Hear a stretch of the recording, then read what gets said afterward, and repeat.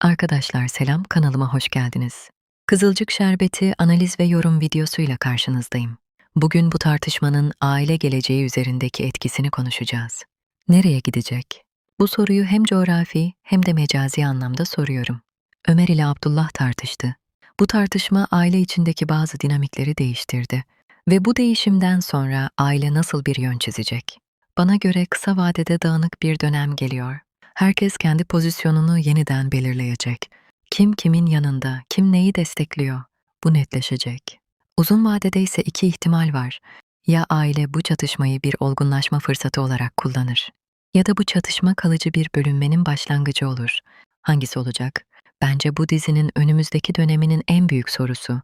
Sizce aile bu tartışmadan nasıl bir yön belirleyecek arkadaşlar? Yorumlara yazın. Kanaldan gelişmeleri paylaşacağım. Abone olmayı ve videoyu beğenmeyi unutmayın. Görüşürüz, sağlıcakla.